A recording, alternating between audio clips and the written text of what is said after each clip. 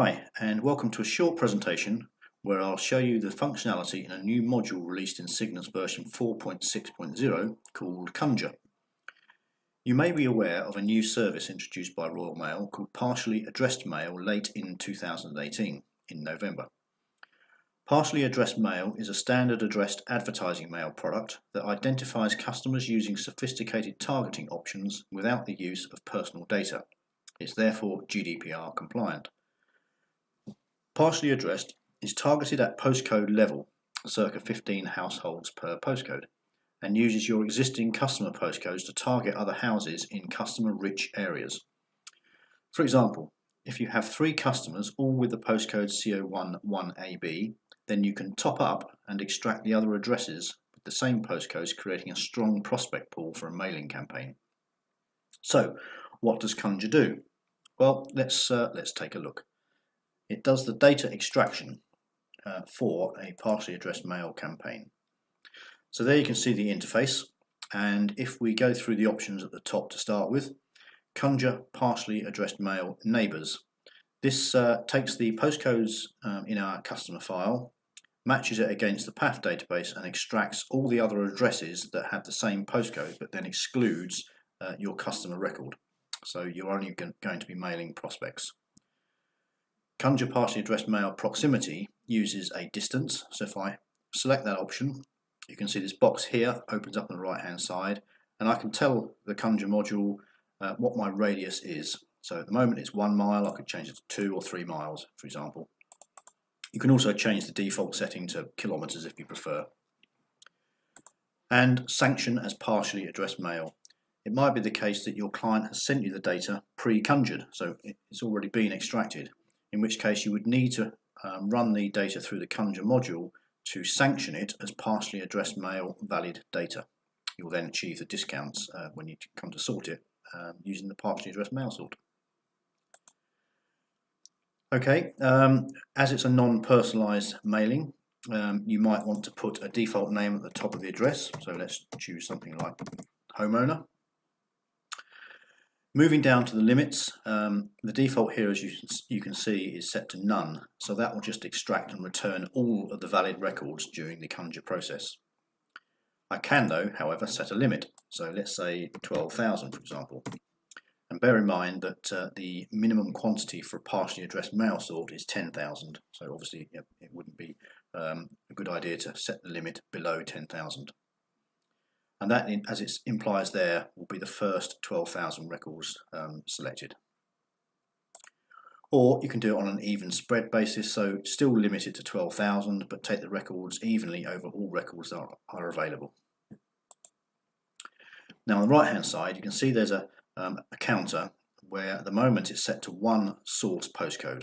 However, it might be that you want to only mail to addresses where you already have more than 1 customer, which does indicate that you've got a strong customer base within that postcode. So if you were to set that to 3, for example, there's a very strong chance that the other addresses within that postcode area are of a similar sort of demographic and a good target for your mailing campaign where you've already got 3 customers. And finally, allow partial postcodes. At the moment you can see I've got that option unchecked, which means it will only include full postcodes when it runs through the Conjure process. However, you might want to include partial postcodes as well, but do bear in mind that partial postcodes will return an awful lot more matches than the full postcode, so just bear that in mind when running. Okay, so let's run the process. Now as it runs, down the bottom you can see it gives you some feedback about what stage of the processing it's at, and at the moment we're up to, we're approaching 50% of the way through, over 50%, and we've conjured circa 9,000 records so far. That will continue, and it's now moving up to a finish. Okay, so there we have it. If we go to the results tab, it does produce a report. And if I just enlarge that report a little bit, you can see there that the input volume was 500, there were 494 unique postcodes, and the addresses conjured was 14,852. Okay, Also, if you look at the GUI, you can see that there's our 14,852 conjured records. There's our 500 source records split between source and ineligible. So there are 496 unique postcodes, but there are 4 duplicates within that. So we've created an ineligible pot for those, and we've discarded 777. And the reasons for the records being discarded are various. For example, suppressed as source.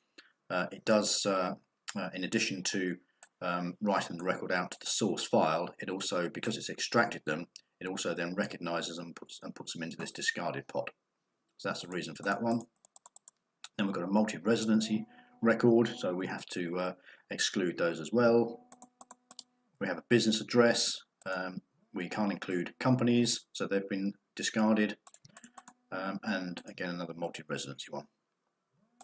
The other thing it will do is, because this is part of the embedded suppression system, or the mechanics of how that works, it will also write this information to your charge stick. So if I go to here and open job history,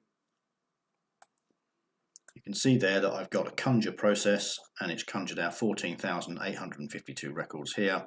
At the moment then they haven't been checked out, so they won't be charged for, but you can see that they are present on the charge stick at this point in time.